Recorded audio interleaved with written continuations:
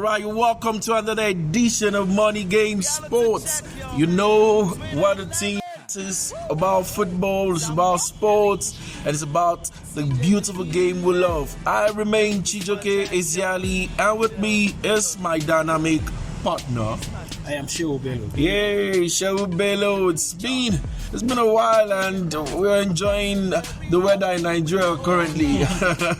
It's been raining in July. Come on. Yeah, it's basically the season, and it should be expected. Hope all of us are well tucked in and we are well protected and we're keeping warm. Of course, there is a flu going around now. Exactly. I just suffered mine and I just recovered. So everybody just please stay safe and stay healthy. All right, quickly, we're starting with the females this morning. Our Super Falcons, you know, they fell to the Bayana of South Africa at the ongoing Africans Women's Championship in Morocco. The game ended 2-1. Shehu Bello, is it a disappointment for you? Well, my reaction to this, I actually have two different points of view.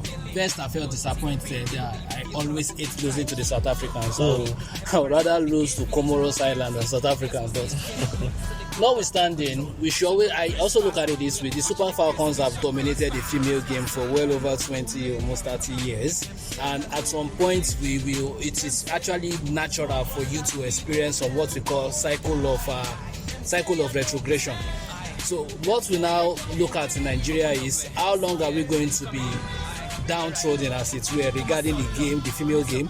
Remember, we did not qualify for the last Olympic, and if we did not, there is a danger that we will not qualify for the next World Cup if this tournament did not go our way. So yes, I think it's basically a cycle of retrogression because, of course, the talent pool in the Nigerian female team is not as sophisticated as it used to be, and the South Africans have been working hard to raise their own standard. And hey, they were the better team on the day, and they beat Nigeria. So Nigeria are going for their 10th title. They've won it 9 times, and that makes them the most successful team in Africa. But this particular one, the girls, Azizat Oshala, yesterday, it didn't happen for him. She lost like 2 clear chances, and it was really, really, really tough for her girls. She hasn't really been doing it for the Falcons whenever she comes back to Nigeria, and of course, Andy is somebody that is feared all over Europe. It's one of the most lethal strikers in the female game, and whenever she's in the green, in recent times, she hasn't really been doing the business. So, but hopefully they will get their house together and win their subsequent games. Yeah, just a quick fact. I'm not saying this will repeat itself, but the last tournament, South Africa defeated Nigeria in the opening game of the competition, and Nigeria won in the finals. Well, are we going to see that again happening? I remember we beat them in the finals. Yeah. Well, if it happens like that, it's good news to Nigeria. We will basically laugh at them again, because at least we'll be able to watch Super Sports. Because we'll use that as an highlight all through for the next 3 months. So let's just hope that it turns out well for Nigeria. Nigeria eventually win the tournament. All right, so the Super Falcons will be returning to action on Thursday when they face Botswana, and we expect the 3 points from the Super Falcons. Quickly, we switch over to the biggest news so far this period: the transfers. There's so much to talk about the transfer, but a little bit of news before we enter the transfer is a Premier League player was recently arrested for an alleged sexual accusation. We don't have the full details of that because the police are yet to make an official statement, but they're saying the player might be from one of the teams from North London. I'm hoping it's not the team you support, Arsenal. I've been looking at the Arsenal team, and I think we have nice boys at Arsenal. It sounds so funny the way you said you'll be looking at the Arsenal team. Yes, I think we have nice boys there, and hopefully it's not one of them. Hopefully it's not one of them, but hey, Yeah, rape allegation is pretty serious. Very serious, it's very serious, serious. and it is also if the victim, if it actually happens, we sympathize with the victim, and if it doesn't happen, we sympathize with the player. So let us see what happens. All right. A little bit of news before we go into the transfer. Also, the FA has confirmed that Richarlison will be banned from the first game for his new team, Tottenham Hotspur. So now we come into the transfer window, and where else do we start but from Arsenal? They completed the signing of Gabriel Jesus from Manchester City.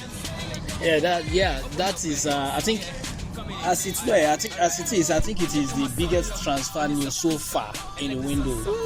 Yes. It is. The window is pretty basic. We had Haaland move to Manchester City. There is an Haaland move to Manchester City. Don't be clouded by the Arsenal bias. One of the biggest. All right. But, so, are you seeing him? He's been given the number 9 jersey. Yes, I think the funny thing about Gabriel Jesus is when he was in Brazil, he played as a forward, not as a winger. Then something happened, and he basically said he is a winger, not a forward. But I believe what actually facilitated is that what actually influenced his decision to come to Arsenal is that currently now he wants to play as a centre forward, and Arteta sees him as somebody that can play in that role. Of course, he was brought into Manchester City as an understudy to Aguero, but somehow that didn't pan out well, and he was chucked to the right hand side. But I think what is actually pushing his move to centre forward right now is he wants to occupy that role for Brazil. Brazil are blessed with wingers. They are spoiled for choice on the wings, but for some reason they've not really had a strong centre forward. So that position is crying to be occupied, and Jesus see himself as as a person that can actually feel it for Brazil. So when Arteta met him and they discussed, and he told him that, look, you are going to be the main man at Arsenal. You're not going to be rotated in and out like you were in Manchester City. We are going to give you the number 9 jersey, and you're going to play the number 9 role. He jumped at it. All right. This thing has happened in Arsenal before. I'll just take your mind back to when Theo Walcott did very well from the flanks, and he wanted to play through the middle, and Wenger said, no, your best position is via the wings, and he left the club.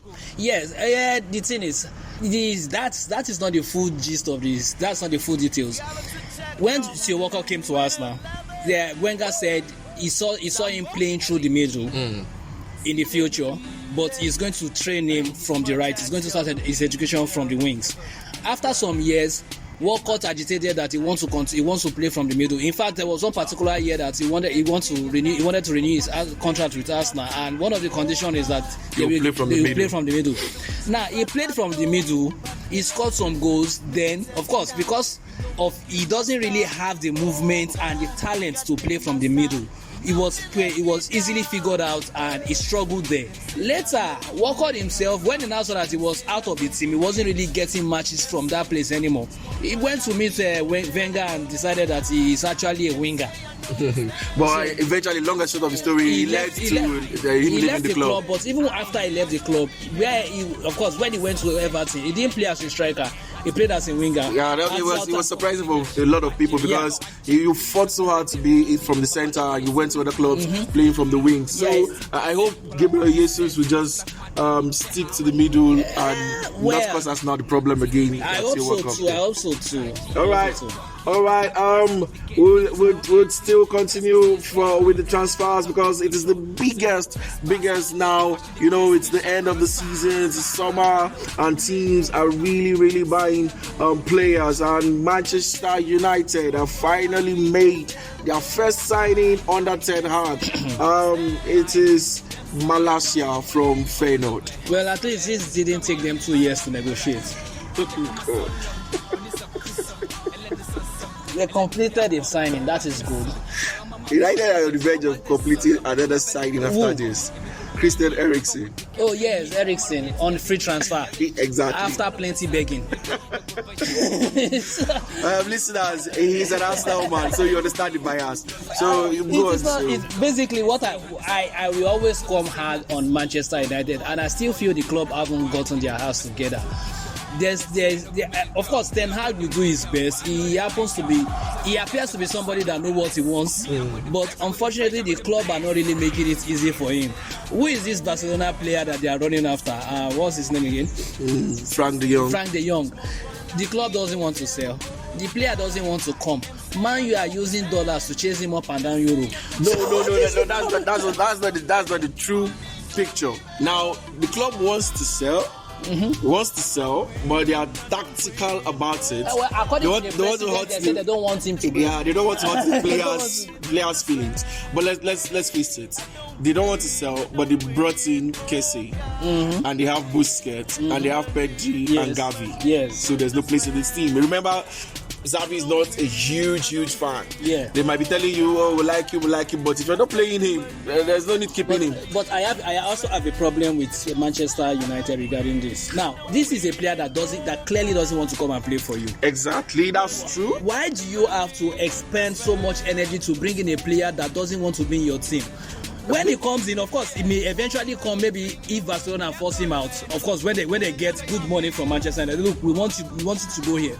He will go there and he will not put in his best. Of course, he's going to do professional. He's going to be a professional. But there are times that you will need a player to give you 101%. That extra 1% may be the difference between winning and losing a game. He may not give it because his heart is not there. All right, that's very true. But two things from this United deal is, one, United don't want clubs to take advantage of them that desperate, so they don't want to spend. So they are being careful, and so they are being careful. And De Jong used to play under Erik ten Hag, so that would also maybe in the end lure him to Old Trafford. So let's move on from that. We have Tyler Adams replacing Calvin Phillips at Leeds. Calvin Phillips completed his move to Manchester City earlier this week, and that team is looking devastatingly good. Yeah, but I'm sorry for Calvin Phillips. I think it wasn't a good move on his part. Wow, that's surprising. Yeah, I think it wasn't a good move on his part. He is not going to be starting for Manchester City. That is basically it. He could have actually remained at Leeds or moved to some other club. PSG actually wanted him. Now, Calvin Phillips did two things to hurt Leeds United. First, he told them that initially he said he wasn't going to move to Manchester. Then he moved to Manchester City. That is one. Number two, he also told his club that he is not going to leave the club unless a bid comes from Manchester City, limiting the club's ability to maximize the amount of money they can make from him. PSG was actually interested in this guy. They were willing to pay close to 100,000 euros for his services, yet he limits Leeds' ability to earn that money by insisting that he wants to go to Manchester City. But I feel he's left for the listeners, but I feel it's a good move for him because Fernandinho is leaving the club. Yeah, so it's a good move, but even financially, it's not a good move for him. If he had gone to PSG, he would have been earning more money. Far more money. He's on 80,000 per week at Manchester City, England international. Yeah, it came from nowhere. Remember that too. So to other deals, Divock Origi from Liverpool joins AC Milan on a free transfer. Talking about free transfers, Maya Yoshida, former Southampton player, defender, joins Schalke 04 on a free also. Then PSG sacked Mauricio Pochettino, who was linked with Real Madrid and Manchester United in the past, to sign Christophe Gaïta as their new manager. What do you make of this news? Pochettino has been sacked over 2 months ago, so they just confirm it. That's so mean. Yeah. It is PSG anyway. The French league doesn't guarantee you your job. I mean, they sacked Tuchel, and he won the Champions League 6 months later with Chelsea. So, if you are a good coach, it doesn't guarantee you are not guaranteed your job. You are not guaranteed 3 years at PSG anyway. All right, so, and the new manager said he has special plans for Neymar. The Brazilian has been linked with a move likely to Chelsea, but now it seems that it's all over for Chelsea. I still think Neymar is going to leave. I still believe Neymar is going to leave. I think he's even with the promises from the new manager. Yeah, I think he's going to leave. That relationship is fractured, as it were. That relationship. The comment made by the club president was a bit injurious to his ego, and I believe at some point the only stumbling block there is that who is going to be paying 700,000 euros a week for Neymar? That's too much. Who will stop that's too much. That's too much. So unless he's ready to take a pay cut, massive pay cuts for that. I don't think he can. I don't think he will because of his lifestyle. Will he sit down on the bench at PSG on a World Cup year? No, with a new coach like him, I think he would play. And he said he already has plans for him. So let's see how that one goes. And another transfer news making the rounds is Rodrigo, Militao, and Vinicius are set to sign new Real Madrid deals with a 1 billion euros release clause. Is that not insane? Well, they just want to protect their investments. When they want to sell, they can sell for 70 million. So it's not a big deal. When they are ready to sell and the player is ready to go, they are going to negotiate a price. So that's just comedy. I don't believe in all those release clauses anymore. All right, guys, it's been wonderful. We've been talking about big news out of England, Nigeria, and everywhere you need to know. And now we are moving to our Star Gist segment, where we'll discuss one of the biggest news out of any club this week. Cristiano Ronaldo has asked Manchester United to allow him leave the club. First thing first, Cristiano Ronaldo only ever cares about himself. 100%. So I always show that when I hear pundits say he is ambitious, he wants to do this, he wants to do that. Fine, he is ambitious and this, but the thing is this: you have a contract with a team. You came in there, you basically unbalance the team. Of course, you wanted them to build the squad around you. Your arrival caused the sack of a coach, and now you want to, of course, they finish out of the top four because of your test for records. But some people would say he became the top scorer in the team. He scored plenty goals, so it's not his fault. That is it. You will always get that. Ronaldo will give you goals, but he will still unbalance the team. That is basically it's fine. There is no doubt that Ronaldo is going to score in any team he plays for, but the structure of the team is going to be destroyed. I said it that last year when they signed him. That look, Manchester United are digging themselves into a hole. They were playing fantastic football before Ronaldo came in on that deadline day, but hey, they should have just allowed him to go to Manchester City and let him go and destabilize Pep Guardiola for 1 year. But unfortunately, because of their ego and everything, they brought him to Manchester United, a team that is less stable than Pep Guardiola's own, and they let him destabilize the team further. Man U may have actually gotten a top 4 finish last season if Ronaldo weren't in the team. Wow, that's a big one. Die-hard Ronaldo fans would not want to hear that from you at all. Yeah, they wouldn't want to hear it, but it's the truth. Look, any good football analyst will look at that team and will tell you that, look, fine, Ronaldo will score, but the balance of the team is flawed. So that's basically it. Wow. Guys, you've had it. I don't want to add anything or subtract. I just want you to go to our YouTube channel and just join this debate. I promise you it's going to be hot, and we'll be reading out the best and picking out the best comments on our show next week.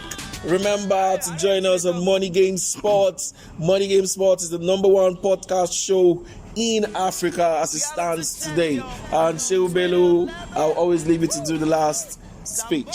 Oh, please support us, subscribe, and enable the notification, and like our post. And of course, comment on what you just listened to. Thank you very much. All right, thank you. Arrivederci.